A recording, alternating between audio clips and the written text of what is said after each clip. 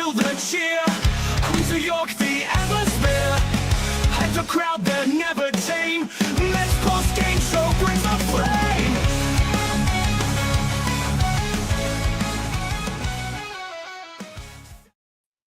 What's up, Mets fans? Welcome back to the Mets PostGame Show right here on the channel and on X. And the whole crew is here to talk about a sweep of the Angels and a 4-game winning streak. That is fun, Mets fans. This is much more fun than coming on when we lose, guys. So let's say what up to the guys. Chris, how you doing, buddy? I'm doing well. Salute to the chat here. I'm sure a lot of Mets fans are happy with this matinee result, sweeping the Angels before the Mets off day. W's in the live chat. I absolutely love it. That's what you call a winning streak. I love it. Sean Manaea, 80-plus pitches. We were discussing that on the pregame with myself and Zach. We got the offensive explosion. Brandon Nimmo getting things going. Pete Alonso and Lindor getting on the action. I love it. I'm feeling good. Really happy to talk about a Mets win. Love it. Absolutely. Zach, what's up, buddy? Oh, nothing much. Feeling good after first sweep in over a month by the Mets. I mean, they definitely needed that. I mean, winning the series is good. Getting a sweep after dropping a series to the Reds at home is good. So winning homestand and some momentum going west against a Giants team, a beatable Giants team, and a Padres team maybe selling some pieces. Maybe. So Maybe. talk about that later, I'm sure, but always good to get a W. Always good to talk about a W here.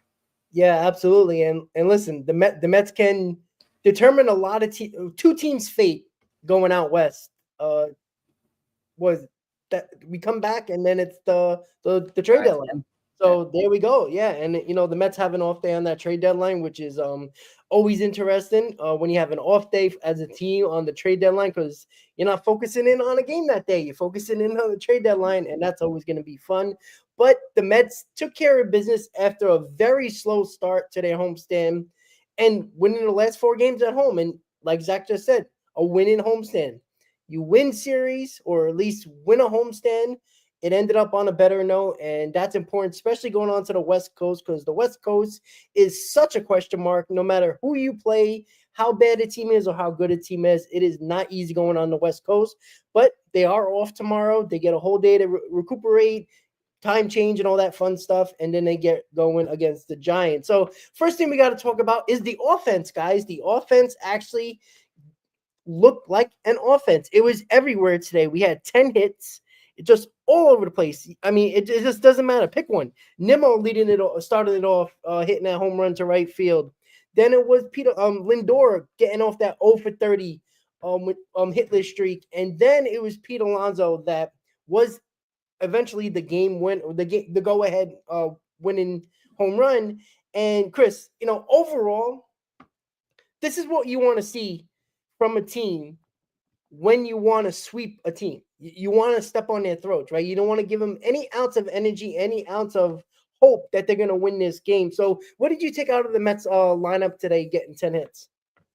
I mean, it was a different story than the last 2 games in this series, being out hit by the Angels, but still being able to come back and secure, the series victory in those first 2 games. Listen, the Angels are a team that I mentioned in one of my short clips. I'm like, they were playing good baseball coming into this series, and they're a team that clearly is lacking defensively, which is why the Mets, it helped contribute to the Mets' first 2 wins. We saw a little bit of that today as well, but the Mets offense actually showed up, so it was less of a factor. But the Angels were a team that were coming in, playing decent baseball. They're still only 4 games out of a wild card. Entering into today, they were 4 games out of a wild card spot in the AL. And I think a lot of teams or a lot of fans underestimate the Angels as one of those teams that could, really give opponents problems. And for a little bit this series, they definitely did. It was good to see. Us talking on the pregame, Zach, we said this offense needs to show up. They need to give Sean Manaea some early run support, because pitchers just pitch differently. They pitch more confidently. They take a little bit more, gambles when behind in the count to just get a strike over and not really care about the placement of it. Because if someone hits it in the gap, oh, well, I still got the lead. And that's something where I think the offense so far this season has put the pitchers in a very tough situation, a lot of tough situations, and the Mets pitchers have all in all did a great job. So I love the swings, especially from Lindor and Alonso. If we could get these guys going, I mean, that stretch that Lindor went on was absolutely brutal. And they were talking on the broadcast about, him threatening Ray Ordonez's record with an 0 for 37 or whatever it was. That would be crazy. And I think the very next pitch, maybe 2 pitches after that, Lindor bloops that single for an RBI into left field. It was really good to see. And I think once you're a hitter, and I think Keith was saying this on the broadcast, and it's absolutely right. If you don't handle a pitch that you're supposed to handle and drive it, but you still come away with the results of that bloop single, just seeing that one fall can start a snowball effect and result into something fantastic, a nice run. And it's one game. Maybe we shouldn't get too ahead of ourselves as it pertains to Francisco Lindor at the plate, but it's good to see. It's refreshing to see. And Alonso, same thing, especially with that long ball. I know that upper deck shot felt good right there for Peter. He smoked that baseball. And the Angels were already at a disadvantage this game going into the game with the bullpen. And they had to throw out a couple of different guys in the first couple of innings. They just didn't really look sharp, and the Mets offense took advantage. So really good stuff to see. Paulie Marte also getting in on the action. First game back from the IL. First at bat was a base hit. Brett Beatty continues some good at-bats at the plate. He set things up early on in the game as well, smoking a baseball to right field in front of the right fielder. So I liked what I saw offensively all in all, but I really do think that if you're a Mets fan and if you take anything away from this is that we hope that Alonso and Lindor can get things going consistently. So really proud of the effort. Yep, when Lindor goes, the Mets go. It's just that simple. Zach, how you feeling about that Mets offense today? Oh, they were great. I mean, from the jump, Nimmo getting it started early with a home run. He had another hit in the game. I think he drove in a run later on, and then Lindor coming through in that the third inning, coming through with that 2-out hit with runners in scoring position, and then that was late in the game, but still a hit with runners in scoring position, and then Pete Alonso with a 3-run bomb. Much needed for him. He hasn't had a home run since the Baltimore series before the All-Star break, so good to see him finally put one over the fence. And just all around good at bats from most of our hitters. I think Juan Soto was the only one that without too great of a day, but he took one deep in center field that almost made its way out. Obviously didn't. Came up short. And Lindor, you were talking about it, hopefully it's the start of something good, but we've seen some good at-bats from Lindor. He had a couple of hard hit balls that didn't fall, found their ways right into gloves earlier in the season. I think it was the first game when Mauricio was stealing second, and he lined it right there with the second baseman covering, so kind of unlucky there. And then last night he took one deep that just missed, was a few feet short of a home run. So things are turning for Lindor. Alonso, hopefully that home run sparks things. Still 2 strikeouts today. Would like to see him kind of go back to where he was middle of June when this cold streak started for him. But all around good day. Not really much at all to complain about, and hopefully just the start of things for this offense heading out west. Yeah, absolutely. They hopefully it gets him going. And you know what? I love the fact that he did it right-handed, Lindor, breaking that streak up. Because he has like a perfect swing right-handed. It's a level swing, not too much of an uppercut swing like he has left-handed. Hopefully, again, you never know with just 1 or 2 at-bats. You just never know. But it looked like he was more calm at the plate. He wasn't jumpy. He wasn't stepping in the bucket like he has been over the last, handful of games. So it's nice to see Lindor get back on track here and hopefully keeps it going on the West Coast. And yeah, that Pete Alonso bomb, it was loud. It was loud. Like, oh yeah, that was a lot of frustration hitting that baseball, and hitting it, in the second deck is exactly what you noticed, that Pete Alonso was pissed what he was going through. And look, him and Lindor, what was it, like 3 for like 57? Both of those guys, like, it's very hard to win. I don't even know how they won 3 games when them guys weren't doing anything. Like, that just shows you that the other guys have been stepping up. The bottom of the order has been stepping up a lot better over this homestand as well. And it's a really good sign for the offense going to the West Coast. But one thing that still concerns me, and yeah, I know, Mr. Negative, I know, I can't wait for the comments to come, but this offense, it from beginning to end today, it was perfectly fine, right? You know, we could talk about the offense where they don't score early. They've been scoring in the middle innings where they've been getting, you know, the runs lately, especially during this winning streak. That's the way they're supposed to score. To be quite honest with you, like if they score in the first two innings, they won't score in the middle innings. Like that's just their MO. That's how it's been all season. And during this 4-game winning streak, they've been scoring in the middle innings. And I think that's important for this team because, you know, it's like in the middle of a game, a lot of things can happen. Starters can come out of games, bad bullpens can come into games. A lot of things can happen, especially in a game when Kodai Senga didn't pitch well. You know, you have to hope for your offense to pick it up as well. But I hope they can continue to tack on runs because that has been a major problem this year. And I guess that's not really negative, but I just feel like this offense, you know, because, you know, it's one day it can be red hot, next day it can be ice cold. Do you think this is going to be hopefully a stepping stone for this offense, Chris, going forward? Like, because we haven't seen a ton, right? Today was a day where, you know, you just talked about being out hit in most of the games at home. But today we out hit another team, and hopefully they can realize that you don't have to have an all or nothing swing. You can get some base hits. If you need a big home run like Alvarez yelling last night, that is when you need those big home runs. But I would like to see tack on runs. I would like to see long innings getting starters out of the game. Do you see that as a stepping stone, at least in this homestand? I would love to say yes, and maybe this is the part of me that's going to be a little bit negative because we've seen, you know, these types of performances from this offense, you know, in glimpses, right?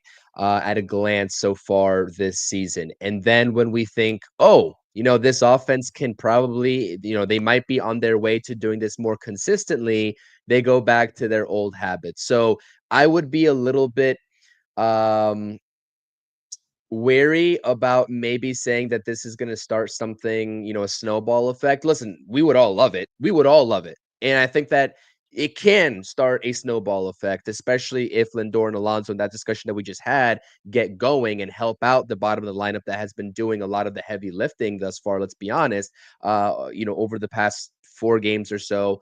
But is this going to start the snowball effect? We'll see. We'll see is what I'm going to tell you. I think one guy too that we need to discuss is definitely Mark Vientos. Mark Vientos has been absolutely abysmal this season.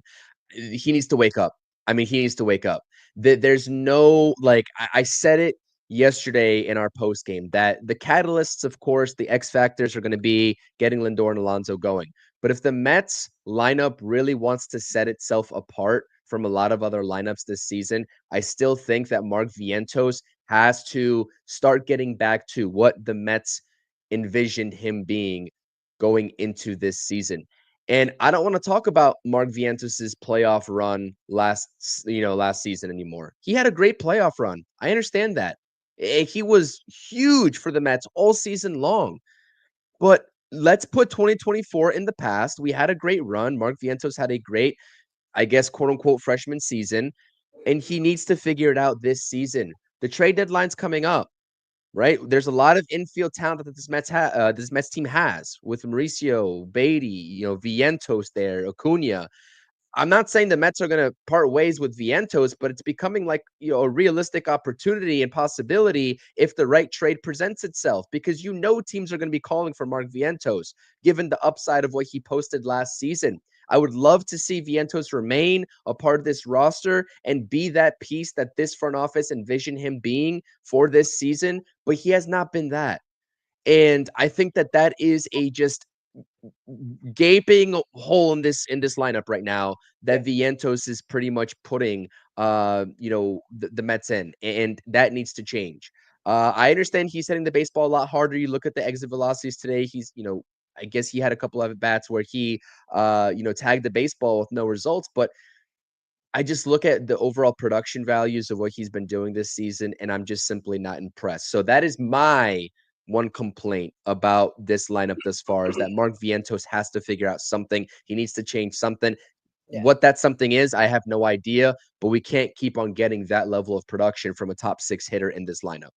Yeah, if Alvarez the last 2 days continues the way he's doing, and if Brett Beatty continues his hot hitting, it's gonna make it a lot easier for David Stearns to say yes to a Vientos in a deal. If it's Vientos by himself or Vientos in a package.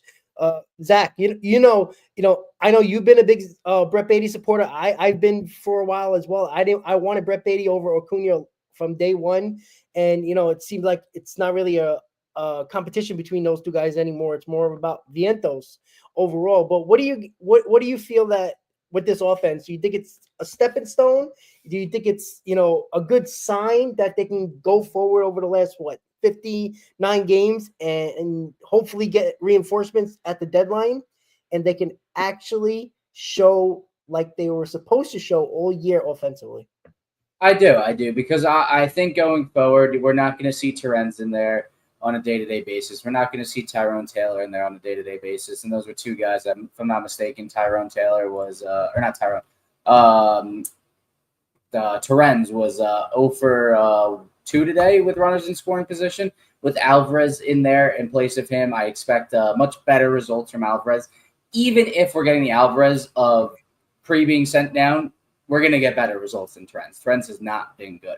If we're getting something between that and what we got the last 2 games, even better. And then, obviously, if he reverts back to his 2023 self, I mean, this 6 through 9 of the order with him sitting down there is going to be a force. And Brett Beatty, I mean, Keith said it on the air today. He is taking control of the at-bats. He's not letting the pitchers control the pace of the at-bats. He's in there. He's not letting them get him out. He's waiting for his pitch, and he's doing his best job to drive the ball, or at least put good contact on it. And he's one of our better hitters with runners in scoring positions, oddly enough. So he's someone that is continuing to show that he deserves a starting spot in this lineup. And Mendoza and Stearns are giving it to him. He's starting every day at this point, and I expect him to be in there at third or second or wherever it is. They're going to find ways to get that bat in the lineup. And then kind of what Chris was talking about, Vientos. It's funny. He actually has a 5-game hitting streak, but today he has a nice double. He has some nice at bats, but then he follows it up with a terrible mental mistake, just trying to go second to third with no outs on a ball to his right to the shortstop, and kind of killing a rally there, or what could have been a rally. And I'm pretty sure he got benched shortly after. If not right after, it was an inning after, or it may have just been right after that. And I think that was indicative. Mendoza was not happy that he did that, and he got benched for it. People online were saying it was defensive replacement, and I made a joke about it being a hug watch potentially, but no, you don't bench someone in the 5th or 6th inning for a defensive replacement. That was a punishment for making a mental error when the Mets needed to continue to pile on runs. And while they did still win the game, you want to put some more runs on the board so you don't have to dig deep into that bullpen, which they had to do. They had to go to Raley. They had to go to Diaz for 4 outs. And, with the day off, you have a little bit more leeway. You're able to run those guys out there a little bit deeper and with the day off, but you still don't want to. You want to limit the innings, the miles on these guys, especially a Raley who is just coming back from Tommy John surgery. But they couldn't. They couldn't add more. They couldn't stay away from those guys. And, all in all, they won the game. But you would like to see just smarter baseball from a guy like Mark Vientos, who, like Chris said, it's July. It's the middle of July now. There's no more talk about how he performed in the playoffs. He got the first 2 months to struggle and get the benefit of the doubt. Now he doesn't get the benefit of the doubt. Now you have to prove you deserve a spot on this roster and that you are truly a major league talent. I think, even though last year was a lot of fun for him and us watching him what he did when he took over the third base job, excuse me, from Beatty, and what he did in the playoffs, that I think it made him overconfident. Like, I'm not saying that he didn't work hard in spring training, or I felt like he might have lost a little bit of focus, thinking that it felt like it came so easy to him last year. Obviously, it didn't, because he worked really hard to get where he got. But I think a lot of it had to do with, look what he did. And I think he used that as like not motivation, but just felt like it was just a little bit overconfident in what he did last year. And I felt like maybe it got to his head a little bit in like a cocky sense and not doing what he's supposed to do, because a lot of the things that he's doing all year, swinging at that slider on the outside corner, can't catching up to many fastballs like that, has like he would rope a fastball. Fastballs would not get past Mark Vientos last year. No, And they would it's not. easily getting past him this year, if not fouling him back, because he's late on it, because he's so aware of that slider or that breaking ball on the outside corner. I just wonder if the Mets noticed that. And I think, just for an example, on the base path, like, you're not a speedster. You have to know that. You got to know, if anything else, if you don't know nothing else, you got to know what you can do. You got to know your limits.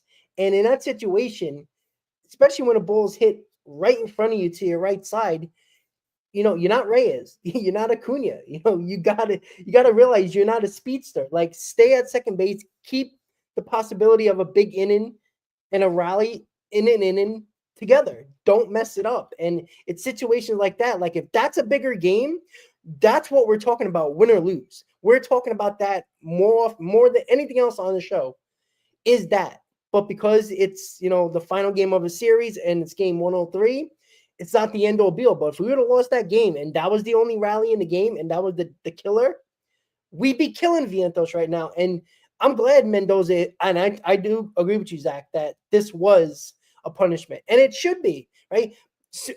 Sooner or later, this is not development anymore. You have to do your job, right? You either good at your job, you either do your job, or you're either going to get benched or you're going to get sent back to the minors.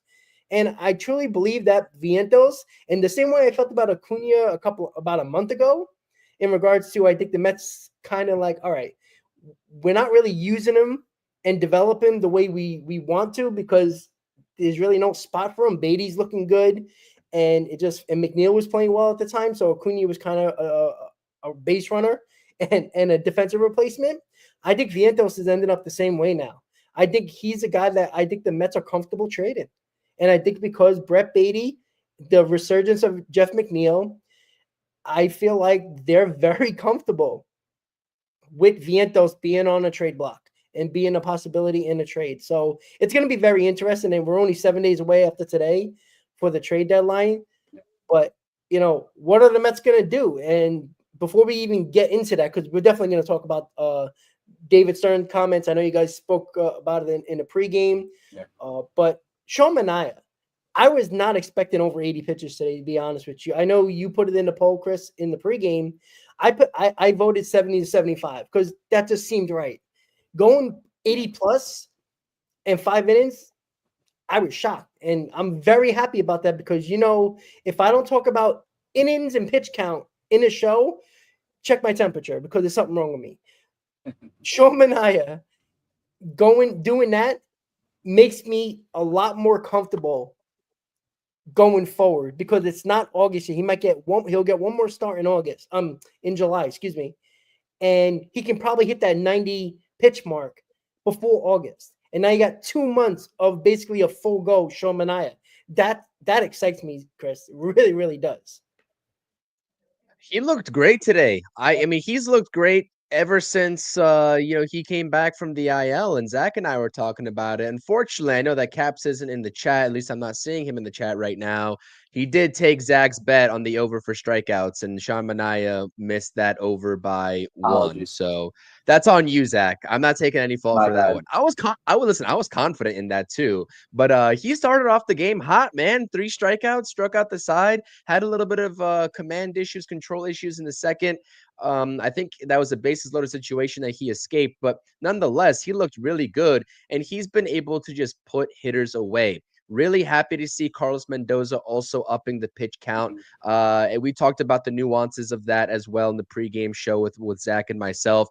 But yeah, I mean, this Mets rotation is clearly, I know that Kodai Senga struggled his last outing, only went 3 innings, but this rotation is clearly different. It's a different look. It's a different feel with Manaea and Senga back. And there was a lot of concerns and question marks about how Sean Manaea would come back to this Mets rotation. Would he look like the last year version of himself? But as those mechanics have proven ever since he decided to emulate Chris Sale, they have worked exponentially well. And I thought it was interesting and kind of funny that they're talking about the StatCast mislabeling his, fastball all season long last season, thinking that he's throwing a two-seamer, but it's really a four-seamer with a little bit of run.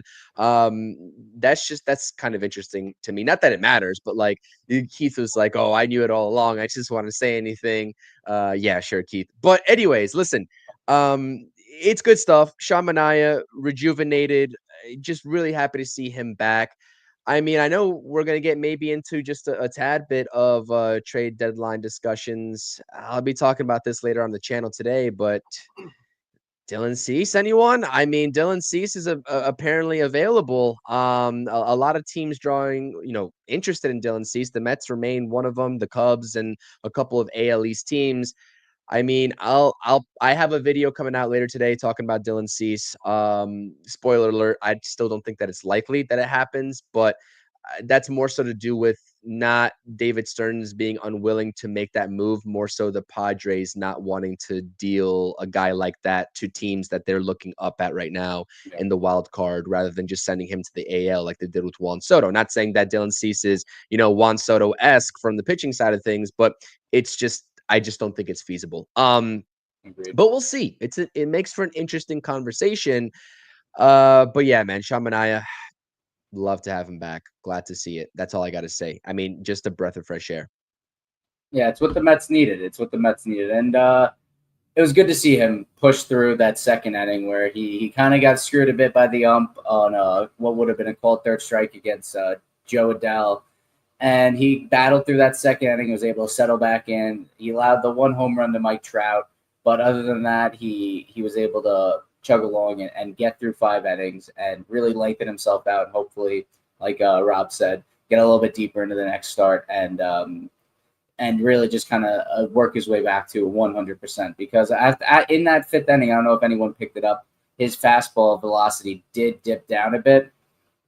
He was down sitting in the high 80s as opposed to his low 90s. So he was definitely gassed and is showing that he isn't there yet. He isn't able to go the full workload as normal as he was, last year or, in spring training or at the end of spring training. So it's gonna be a bit before he's able to build back up to that 100%, but he'll be there and hopefully sooner rather than later. Yeah, absolutely. And yeah, his velocity did dip. And again, that's expected, a guy who hasn't thrown 80 plus pitches in probably last year. So obviously that's expected. And you just hope that, with a little bit more strengthening of that arm, getting that pitch count over 90, he can be in that 91 to 93 range, occasionally 94, when he gets up to that 90 pitch mark or 90 plus pitch mark. But yeah, the Dylan Cease situation is interesting. Like, I don't understand what the Padres are doing, to be quite honest with you. Like, in that report, it talked about the Padres looking to get better in other areas. That's why they would trade Cease. Like, it's not necessarily for prospects because they're not out of it. And to trade him to the National League also doesn't make sense. Like, unless a team's going to completely overpay for Dylan Cease. And I definitely don't see Stearns doing that. And, maybe the Cubs, since they're still on the fence when it comes to Kyle Tucker and knowing what's going on with that, maybe they go a little crazy. Maybe the Phillies, because after their first 3 starters, they have a rough time from 4 through 5 in their rotation. Maybe they go after, and, Dombrowski said he's going to go all in. Maybe those 2 teams would overpay. I don't think the Mets will. I see the Blue Jays in the American League might have to overpay. That's something that's a possibility too. But when it comes to the Padres giving it to a team with the National League, doesn't really make sense. But again, crazier things have happened, and you just never know. I just see why the Padres. What are you gonna do? Get Mark Vientos? I'm not saying that's the trade, but hey, we need a third baseman. They don't need a third baseman, obviously, but like need somebody on our roster just to get Dylan Cease in there. who we give it, because prospects ain't really going to help them if they're still trying to compete now. So it is a very odd thing that they did that report by, what was it? Only, right? Buster Only, that Yeah, it was only. Yeah. which is interesting nonetheless. But we'll see. It's fan favorite over there. Yeah, he's interesting. But Hey, yeah, Rob, yeah. I see this comment here because as it pertains to the offensive side of things here, Radiant is asking, because I think Passon put out something about Quan and like the ability to get, Stephen Quan in a package. And I just don't see it, man. I think the Guardians are a tough team to figure out. And I think that Stephen Quan, I mean, it would be a great get, but I just don't see him or Clase being options at this point. Who knows if they're even going to be sellers? You know what I mean? I would love to have Stephen Quan on my team, but I just think that it's just too far fetched. And I think somebody else up in the chat was asking, I think his rating as well, was asking if Vientos has options left, maybe a short stint in AAA. He doesn't have any options left. So there's nowhere to really put him minus the trade block. And he's definitely not a DFA candidate. So that's really it. Yeah, if he has no options, that's even more of a reason for David Stearns to wanting to trade him, because David Stearns likes people with options for those particular reasons that we just mentioned. So I think Vientos is gone, to be honest with you. I think it's more likely Vientos is gone more than Acuna at this point. And that's coming from someone I think Acuna has been going to be traded since May. So I just feel like Vientos, because of the power, and this is the big reason why the Mets always favored Beatty over Acuna, was because of the potential of the power from Brett Beatty and that possibility. I don't think they ever expect Acuna to be, a 20 home run guy. Beatty could be that, and he's on pace to hit 18, maybe 20 home runs, around that range right there. So he could eclipse 20. Again, I'm sorry. He could definitely eclipse 20. I mean, he's right there. Sure, and that's the thing. Like, I think the potential of Vientos being a 25 home run guy plus, obviously you've seen that last year, is intriguing to a lot of teams that might trade, players that teams need as a buyer. So, and he has years of control, which, the cheap teams love. So that is something to always look out for overall. No options left, which is David Stearns is like, damn, I can't do nothing with him, because, he has to be busy clicking that, DFA button or set, any type of, move every day. It's like the Mets are like MLB is probably pissed at the Mets. Like, could we stop faxing things over with roster moves, please? Stop it. Speaking of that, Rob, the guy that was that roster move today, Jose Butto, looked bad today. He did not look good. I mean, that was the one point of the game after the Mets gained the lead, or I was just like, are we really going to do this right now? And I think the Mets pitching staff in general, I mean, Manaea had 2 walks. I think Brazo walked a guy. Edwin Diaz, hit somebody in the helmet, Chris Taylor in the helmet. Butto, I mean, the walks that was probably an outlying performance, because I don't think that's an issue as much as it was earlier this season, although I haven't looked at where the Mets rank right now in walks. But that was the one thing today that kind of, also got me a little bit going and a little bit nervous, was the control issue. So Butto, I mean, the overall numbers this season, he's had spurts where he has looked like a shell of himself. I think the put away pitch, he still needs to figure out what his primary option is going to be to put hitters away instead of lengthening these at bats. Hopefully he gets better as time goes on and, he recovers from that illness. Clearly he has, or if not, he wouldn't be on this team right now. But that was the one thing that I also saw this game, that, we need better production from this bullpen. I think that Butto should be able to provide that, but he didn't today. Yeah, I was surprised they went away from Brazoban there, given how good he looked in that inning. I guess with the top of the 6th when he came in, and he would have had a 1-2-3 inning with 10 pitches. But again, the umpires kind of screwed him and called 2 strike 3 pitches, balls, and then eventually he goes and walks. I can't remember exactly who it was. It felt like a Joe Adell or Jorge Sosa or somewhere like the middle to the bottom of the order. But he ended up going, I think, like 15 or 16 pitches. But I was shocked he didn't come back out for a second inning, given the off day tomorrow and trying to stay away from the likes of Rayleigh and Diaz. But he did a great job. Budo came in and was not great in his first outing back. Hopefully they're able to ease him in and he can find his form and find that out pitch, because that's what was so great for him last year. And but this year, I think he's been trying to mess with going to the slider as his out pitch as opposed to the changeup, and that's kind of thrown things off. And he's not had the strikeout successes he did at the end of last year. I will say this because there's been a lot of discussions about Carlos Mendoza, I would say, over the past few weeks and how he manages ball games. Really thrilled to see him be aggressive and putting Edwin Diaz in that kind of situation today for the 4-out save. I know that Diaz kind of labored a little bit. He kind of got lucky in that at-bat to Rengifo.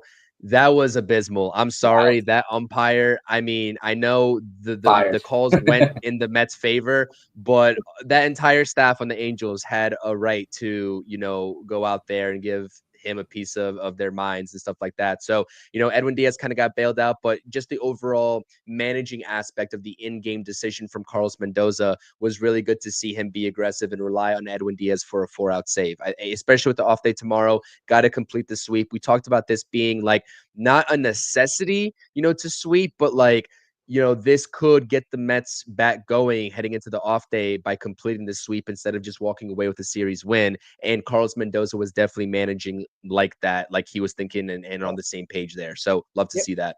Yeah, and I don't know. I thought that was right down the middle, guys. I don't know about you. That was right down the middle. It was a great call. Great call. But you're right.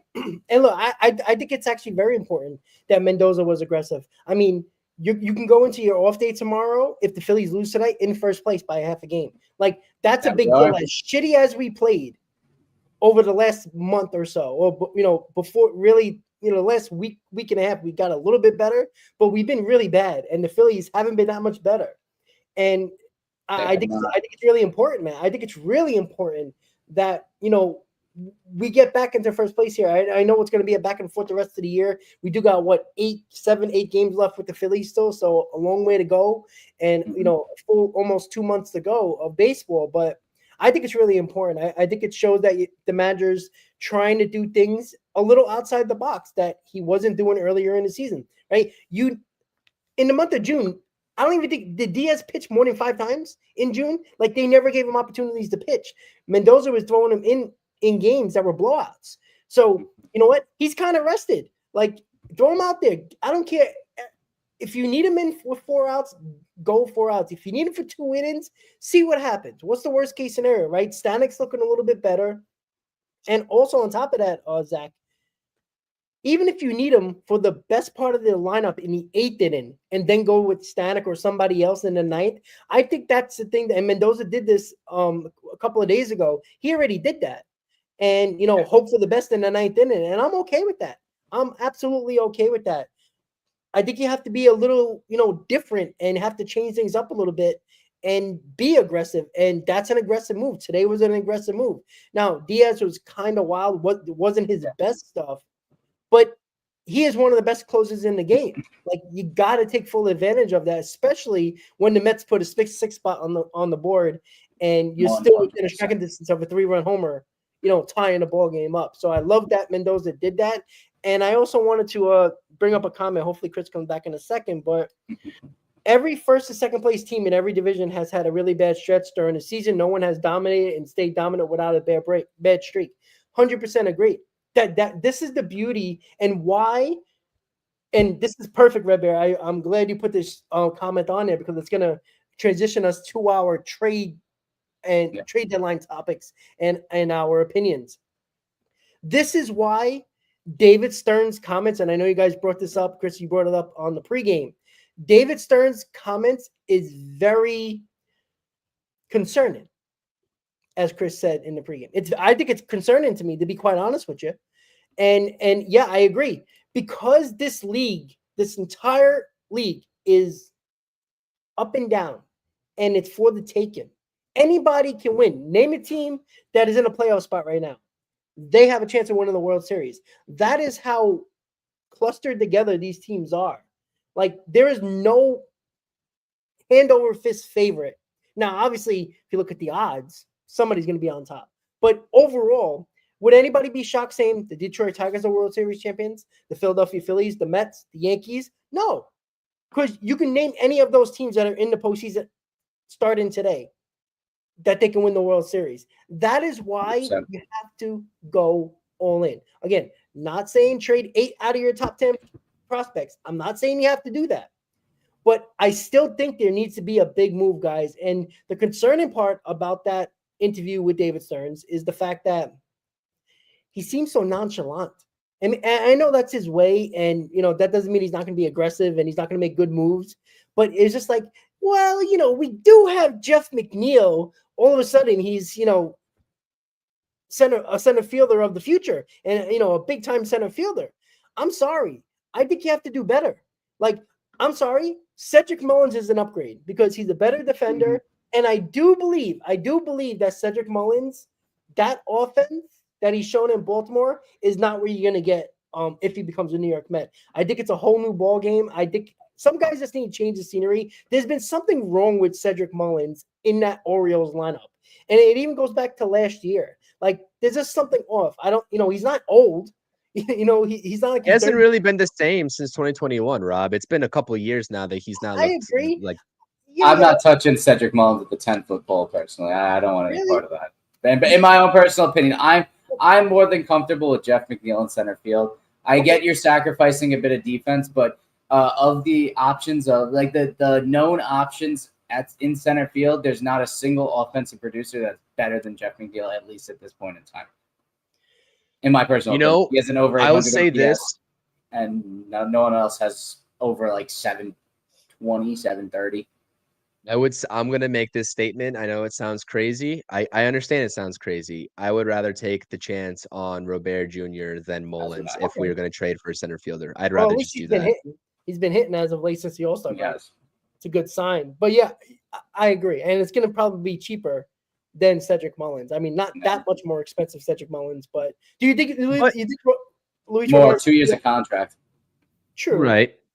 But I said it. I mean, everyone in this fan base loves Starling Marte. I compare it as a Starling Marte replacement, man. I'm telling you, if they're going to continue this platoon bat garbage, then that's exactly what they're going to do. So maybe, but I will say, there's no guarantee that the Mets go after a center fielder. I know that there's a lot of media members and reports suggesting that Mullins is the more likely candidate for the Mets. And I agree with that. I think Mullins is more likely, but if you're asking me who I would prefer, it would be Robert Jr.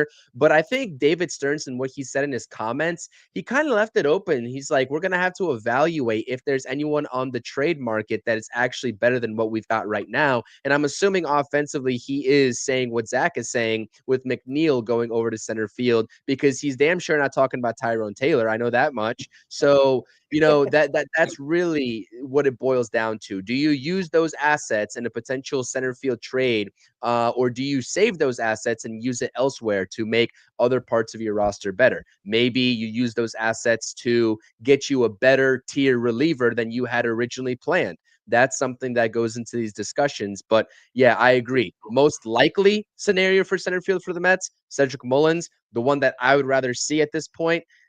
Contract aside, because you do have the ability to just, let Mullins walk in free agency after this year, and you're not tied into that, a deal for Robert. But with the upside and the talent that I think that he could produce, and maybe in a new uniform, contending team, be what he was in his All-Star season, Robert Jr. is more so of that would get me more excited, I would say. Well, let me ask you guys something. If the moves that are the big moves, let's just say the biggest moves of the Mets trade deadline are bullpen pieces. Name 2 guys. I don't know. I feel like he's going to get 2 guys, but just name guys. Say that we're all like, oh, okay, that's pretty damn good moves. And that's it, right? It might be a rotation depth piece, nothing special, maybe a number 4 or 5 just to give some innings, but that's it. No bad. Everybody, would you guys be okay with that? I would not be. I would not be at all. It all depends what they're going for, and I understand where you wanna upgrade, come hell or high water, but you have to be smart with it. If say Eugenio Suarez, I know this is the top guy on the trade deadline, but he is a rental piece, even though he is the top. He's going to be the top deadline acquisition. if he's going to cost you like 2 top 100 prospects and another couple prospects, I'm not touching that with the 10-foot pole. That's just a mistake, because if you don't win it, you now screw yourself for years going forward, but also you kind of set yourself back that year because you didn't win it, and you're just kind of in a bad place. I think it has to be done smartly, and if you're going to go out and get a rental piece, it has to be someone that fills a need on the team. And right now, the need is one of three positions, and that's either third base, second base, or center field. I think third base is kind of locked in at Brett Beatty. Now, if you want to move McNeil to second and improve in center field, you do that. If you want to keep McNeil in center and get a second baseman, you do that. And that might not be the big acquisition that everyone wants. It might be a guy like Luis Robert, who people would be happy about, but also isn't a big name. Or it could be a guy like Willie Castro from the Twins, who also isn't a big name, but is a good player. So I think there's like a fine line to walk between saying we need the big move versus we need the right, because we need the right moves for this team. We don't necessarily need the big move. Teams that are in the market for Eugenio Suarez, like the Yankees, who do they have producing outside of guys like Judge and Cody Bellinger? Not much. Anthony Volpe's been a bust. Giancarlo Stanton's going to break down in a couple weeks, even though he's been playing well. Ben Rice has been good, but I don't think you trust in that lineup as much as you trust in the Mets lineup putting it together, especially with what you've seen guys like Brett. Well, Zach, have we trusted the Mets lineup? It was 100 games where we're talking about here we go again. We just had a 3 for 57 with Pete Alonso and Lindor. Juan Soto had the greatest month of the season, and the Mets had their worst month of the season. And Nimmo has been fine, but nothing special. Like I don't want to be fooled by this offense because of a week of games where they might hit well, because I think a better sample size is 100 games. And that's my concern. Like, go get bullpen help, go get a depth piece in a rotation. But if you don't get any, and I'm not talking about, if you want to bring Luis Robert in here, fine. Cedric Mullins, name a guy, like, and not a Durant, right?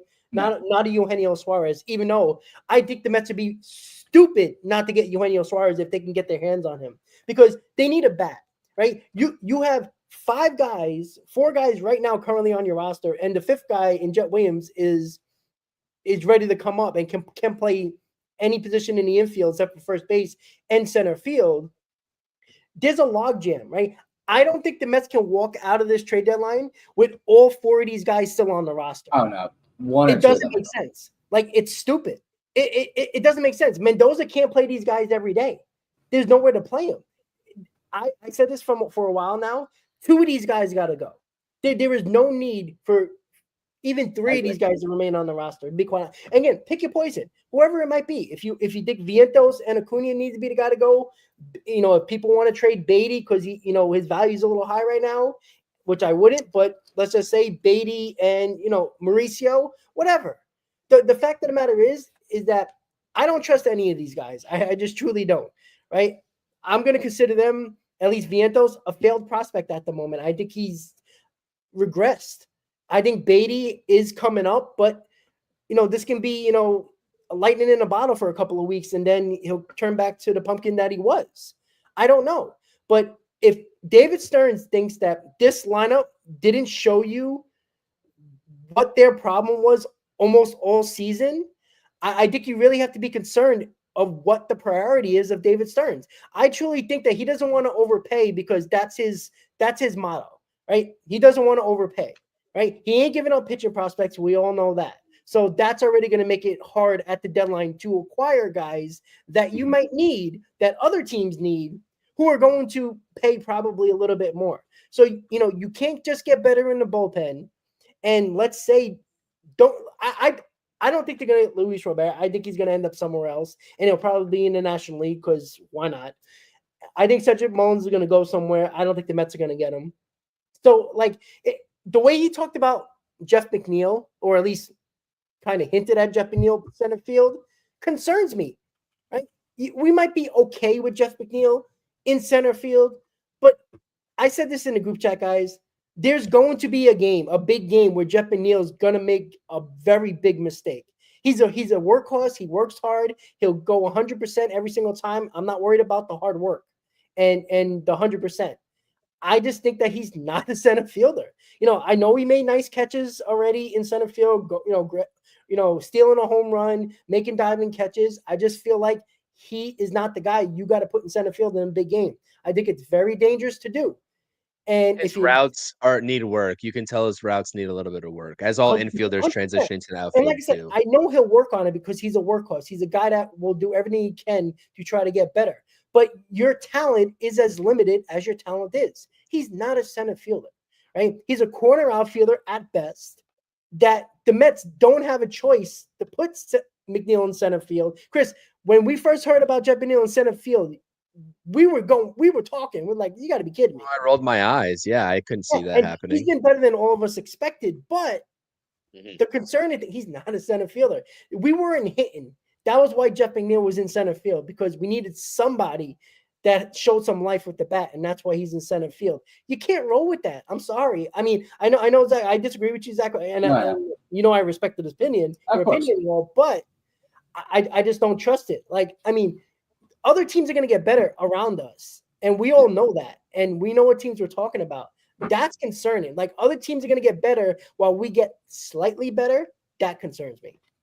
I want to say one thing, because I am running a little bit short on time. I know you guys are going to continue this discussion. I do have to dip out a little bit early. I do have some commitments, unfortunately, but I'll leave you all with this, and I'm going to talk about this probably over the next few days. And I've said this from the start. So if you heard it anywhere, you heard it from me first. And guess who said it just yesterday in a little bit of a tease report? It was Joel Sherman. It's the first credible reporter talking about it. This is not going to address the center field situation. This guy's not a center fielder. But there's one bat on this market that I really do think the Mets and David Stearns would splurge on. I really do.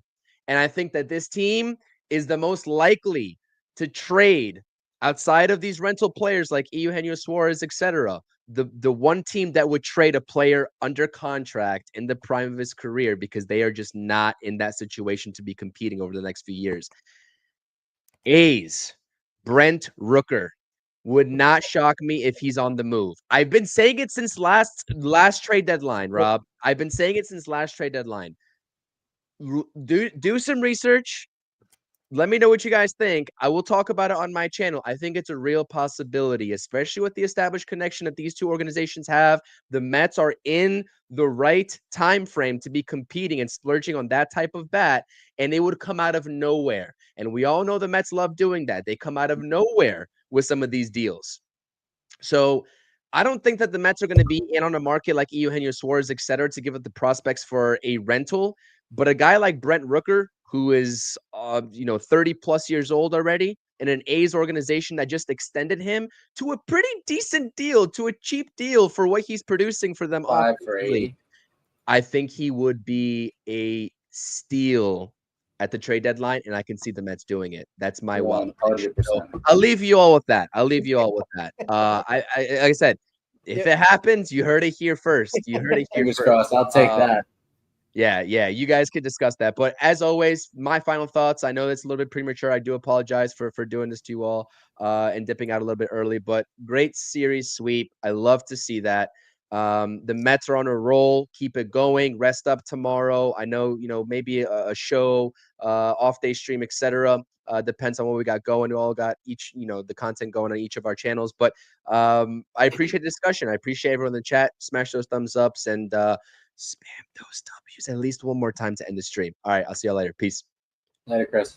Yeah, Zach. Let's continue to talk about the Rooker the bombshell that put up there. I do want to say one more thing about Jeff McNeil. If the Mets' biggest problem is their bats and their inability to produce on that front, if we're gonna downgrade the offense for someone that's gonna play a better defense in center field than Cedric Mullins, I just don't see how that's fixing one problem but creating another.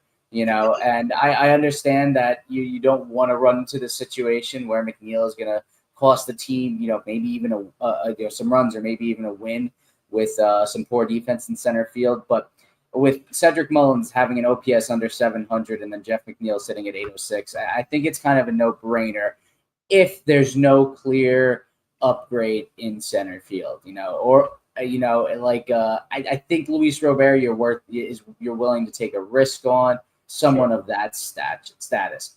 Now, just a segue into Brent Rooker, that would be a huge get for the Mets. I mean, I think the biggest problem with this lineup hasn't necessarily the biggest problem with the lineup in my eyes is they haven't had a number 5 hitter all year. They're putting guys like Marte, who at this point in his career is not going to do too much for you. I know he had a nice day today with a couple of hits on his first day back from the IL. He's not able to play every day.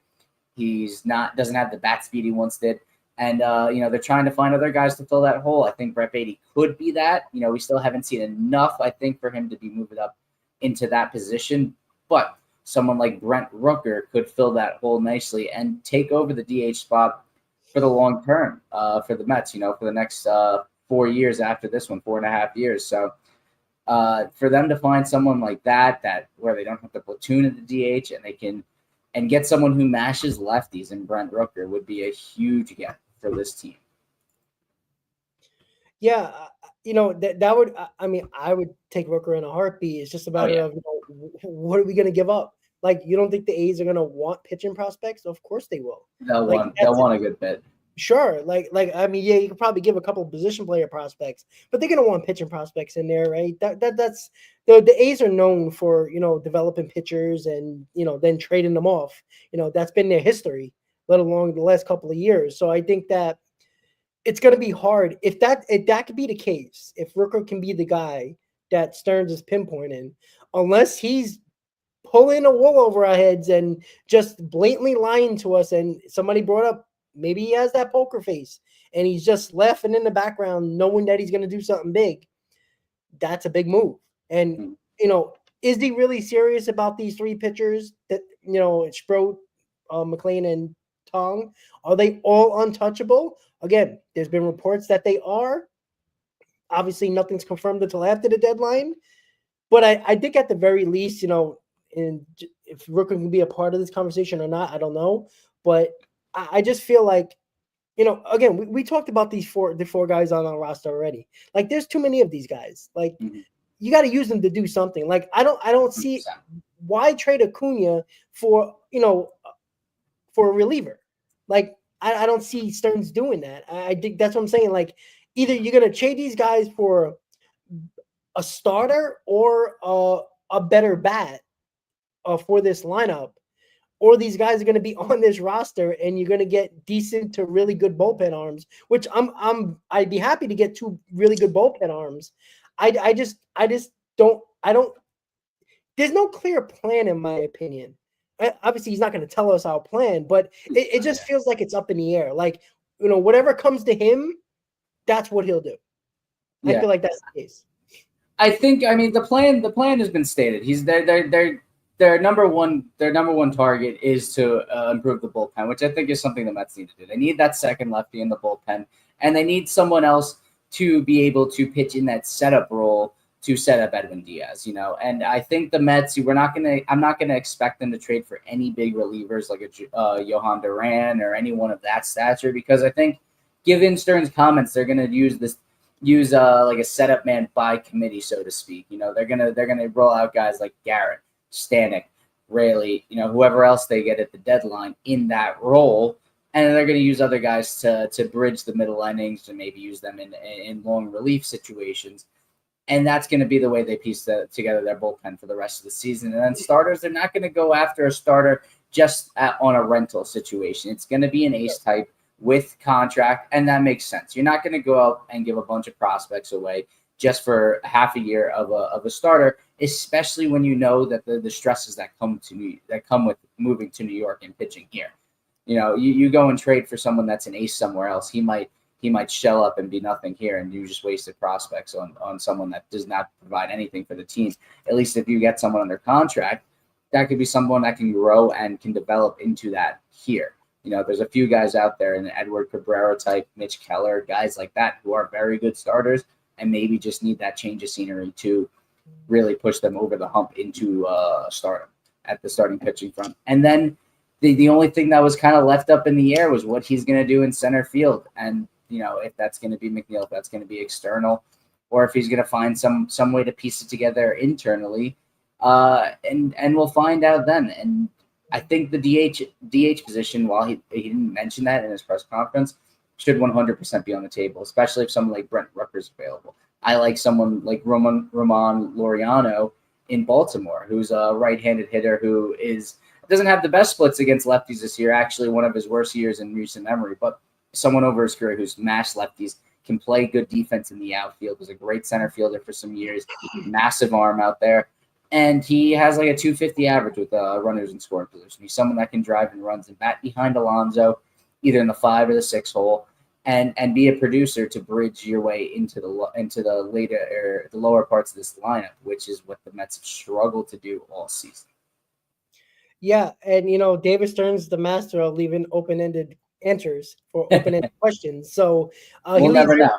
Again, exactly. Like I said, I'm not expecting him to play his hand. That would just be stupid. But it's going to be so interesting because again, there's too many guys in this roster for the same spots. You got to fill a hole. I think you do have to add a bat wherever that might be. If it's center field, you want to get better at DH or even third base, whatever you want to do. I think you need to bring in that bat. And again, if you get 2 solid bullpen arms, and you're right about the lefty, I think they do need another lefty. I don't think you can get by with 1 lefty in the bullpen. 2 lefties in a bullpen saves the team's ass multiple times, especially if you're in the NL East. Mm-hmm. You can if you have a guy with reverse splits, though. I will say that much. If they can find a righty that has reverse splits, can pitch very well against lefties, I'm comfortable with that. Someone like that would be Shelby Miller, even though he's injured right now for Arizona. So you got to get creative with it. I think, while we're sitting here, we've had some disagreements, me and Rob. It boils down to that I think bullpen is the biggest need, but the Mets have to improve further than that. They need another bat, maybe 2. I think shipping off guys like I'm of the belief that Luis Angel Acuna is going to be gone. I'm also of the belief that Ronnie Mauricio is also going to be gone. I think there's going to be a lot of teams calling for Ronnie Mauricio. He's someone who showed immense talent, hasn't necessarily put it all together here. It's also tough for someone of that age of where he is in his career to put it all together in a win now situation where the Mets are in. He has to be a producer. And coming up in your first extended stint in the major leagues for a team with World Series aspirations, especially I guess what is it, a year and a half removed from ACL surgery. That's a lot of pressure on someone like that. He might be due for a change of scenery. Might be able to move him in a deal for either a bat or a really good reliever or something like that. I don't think you're just moving him for a reliever, but moving him to another team to get someone to improve this team right now would be a huge get for this team. And even though I love Mauricio, I would love to see him continue to grow here. Like you said, there's a logjam of these guys, and one guy has stepped up above the rest, and that's Brett Beatty. Whether it's a fallacy and it's a mirage that he's putting on for us right now, I don't think so, because I think over the past month we've seen Brett Beatty get better and better day by day. Yeah, exactly. And the keep on the Stearns talk. Rock says, do you think Stearns cheaps out and just makes trades for trash and doesn't get involved in the talks for top players? I don't like using that word cheaps out. I think here's what I think Stearns is going to do. I think he's going to have a serviceable deadline. And that means it's going to shut up fans because he's going to make quality moves. Yeah. I don't think it's going to be a blockbuster move, nor I don't think it's going to be, a really, really good move. I think it's going to be a couple of B-level moves. And again, that doesn't mean that's not going to really help this team. I just think that lower expectations a little bit, Met fans. Like, he's not cheaping out. I don't think he's going to go the Vogelback or, the Phil Maton route of trade deadlines. I don't think that's going to be the case. I think it's going to be serviceable. I think it's going to be pretty good. I don't think we will be pounding our chests saying, "Oh, World Series, here we come." But I think it's going to be good enough where it's going to shut up most of the fans and have fans hope for the best with the guys that we added to this team. I don't know. To follow up on that, it's tough because how do you define a cheaping out or having the blockbuster move? I know the blockbuster move, you're talking Eugenio Suarez, you're talking big names like that. If Dylan Cease ends up getting traded, going in on him, which I think could be an option, but 100% would be an option for the Mets. I think if he is actually available, I think the Mets will be involved there. But let's just, for example, if David Stearns goes out and he has a deadline like Willie Castro or Ramon Laureano. Let's say Ramon Laureano and Gregory Soto from the Orioles. You get your lefty, and you get either your DH or maybe you find a way to stick him in center field. You get comfortable because he did play there. He's playing in right field mostly nowadays, but has played some games there in center field. And then they go out and get another big reliever in, I don't know, named right-handed reliever. Let's say Anthony Bender from the Marlins or one of these guys from the Twins and Griffin Jacks. How would you feel about that deadline? I think that's serviceable. Think that's serviceable? I don't think that's like crashing out or like, cheaping out. I don't think that's cheaping out. Again, those are solid moves. I just don't think it's going to be enough for what ultimately is going to happen with the Dodgers and the Phillies that you're going to have to deal with in the NL. And let's not stop talking about the Brewers, who have the best record in baseball. They're going to do something. Yeah. They did. But I just feel like we're going to be let's say the Cubs, the Phillies, the Dodgers, and the Brewers. I think we're going to be number 5 on that list of best deadlines compared to those 4 other teams. That's the way I feel. I feel like everybody else is going to get much better, and the Mets are going to be, serviceable in their deadline deals. And again, it's not saying that that's not going to put them over the top. Obviously, it's baseball. Those little moves, like, I always bring up the Braves bringing in 3 outfielders with all the injuries they had in their World Series year, right? It was Soler, it was Duvall, it was nothing. It wasn't earth-shattering names, but they were the perfect fit for that team, and it worked out when Soler ended up being the World Series MVP. So that could be the case for the Mets. So I'm not, throwing my hat and not watching this team for the rest of the year if that happens. I just feel like Dombrowski for the Phillies is going to make bigger moves. The Dodgers always make bigger moves. The Cubs, I really think, are going to be one of those surprise teams that's going to make that big blockbuster move that everybody's like, oh shit, the Cubs are serious. That's what I worry about. Yeah, I understand your worry there. I'm more of the belief that the right move is better than the big move, because you go and make this big move for a player that just doesn't work here, doesn't necessarily fill a need for this team. It could really backfire on you. And yes, I think we both agree, me, you, and Chris, all agree that the Mets need to improve the offense in one way, shape, or form, and then they need to get pitching help, whether that's bolstering up the bullpen and or the starting rotation. I think they can get by with the starters they have. It looks like things are starting to come together with Sean Manaea, Frankie Montas with a hell of a start last night, and David Peterson is continuing to pitch like our ace. So if those guys can continue to pitch like this and even pitch better, I think if Clay Holmes and Kodai Senga are your 2 worst pitchers on the starting staff, I think you're fine with that. Given the fact that, come September, come October, Clay Holmes isn't going to have to be in the rotation. He can be moved to the bullpen. You only need 4 starting pitchers in the playoffs. So you need to improve where you're at your worst right now. And where the Mets worst are at worst is in the bullpen. The constant shuffling of arms. DFAing guys, calling guys up, sending them down. This, that, the other thing, and then just finding that extra bat that can be a run producer behind Pete Alonso and get you into that lower half of the order, where if guys like Beatty and Alvarez aren't necessarily always producing, you have someone ahead of them to carry some weight. And if Beatty continues this and continues to show flashes, and not just flashes, but continues to develop into the player that he's shown over the past month, and Alvarez reverts back to what he was in 2023, or even just,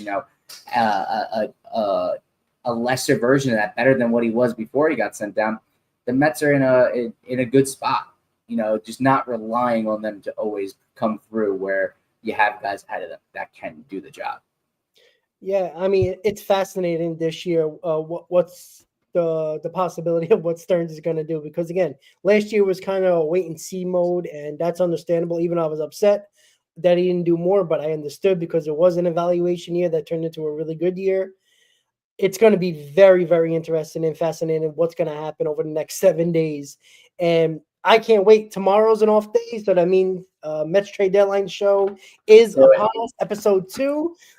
Again, I'm gonna work with Chris, Zach, to see what's that's gonna work out for all of us. I mean, the show did really well. When the hell did I do it? Monday? Yeah, Monday. I think you did it. Monday? Yeah, I think something like that. I did a show I think it was Monday, and it just went crazy. Like the viewership, the subscribers. So I'm hoping it helps everybody out, not just me. So, obviously, make sure you guys tune in. Make sure you hit that bell when you subscribe so you get that notification. A lot of people still ask me, why I don't get that notification? Hit that bell next to the subscribe. You get that notification for all our videos, all our live streams.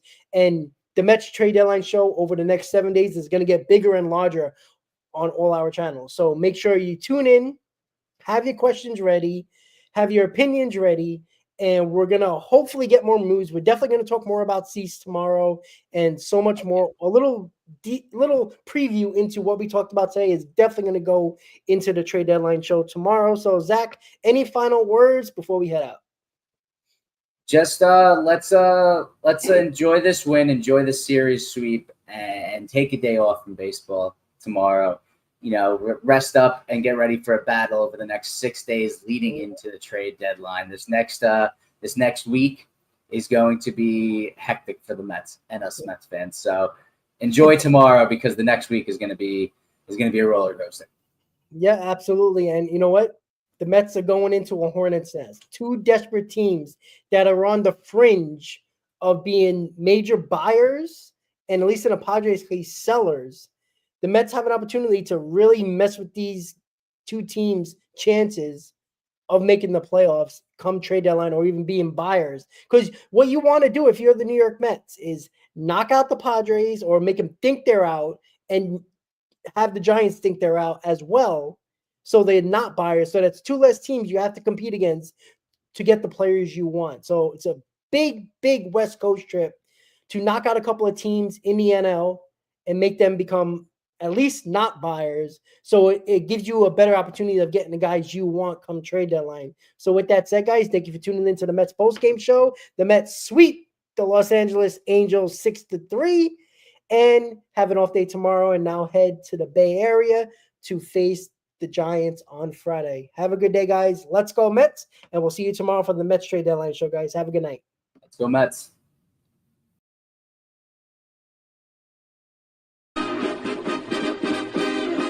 Meet the Mets, meet the Mets. Step right up and greet the Mets. Bring your kiddies, bring your wife.